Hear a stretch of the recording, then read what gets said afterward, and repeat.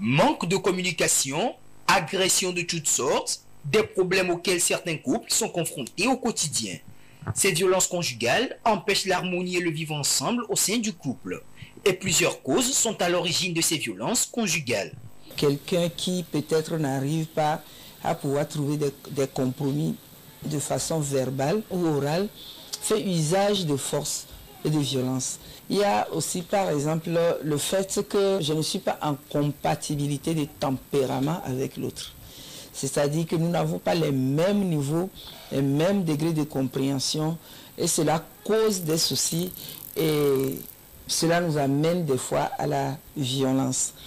Il y a aussi le fait que le milieu dans lequel j'ai grandi, l'environnement, m'a amené à de tels comportements. Et si j'ai vu ma mère taper, harceler, battre mon père, la probabilité est forte, si je ne veille pas sur moi-même, de faire de même.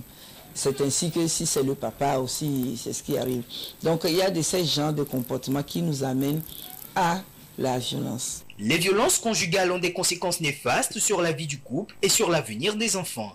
D'où la nécessité pour les conjoints de les éviter. Là où il y a la violence, il n'y a plus la confiance. L'amour, oui, mais la confiance aussi. Mais quand la confiance n'est plus, cela sous-entend que la relation est en train de battre les ailes. Donc, la première conséquence, c'est le manque de confiance qui fait que chacun devient méfiant.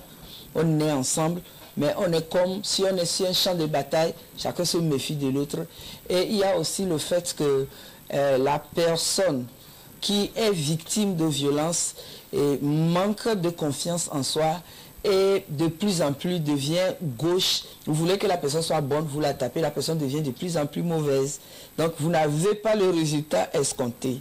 Et il y a aussi le fait que les enfants en sont impactés négativement. Chaque enfant qui voit les parents se battre développe un déséquilibre moral et psychologique surtout. Ce qui fait que l'enfant commence par être peut-être rebelle envers les parents, n'estime plus les parents, ne se voit plus en train de respecter les parents parce qu'ils se disent que c'est des gens qui ne se contrôlent pas. Il y a beaucoup d'hommes et de femmes qui sont actuellement en prison parce qu'ils ont attenté à la vie de leur partenaire inconsciemment ou consciemment. Cela a tourné au pire. Exercer une violence basée sur le genre, les tests législatifs prévoient des sanctions et des peines d'emprisonnement. Et pour éviter les violences conjugales, voici quelques conseils pratiques. La meilleure façon d'éviter la violence, c'est communiquer. Apprendre à communiquer.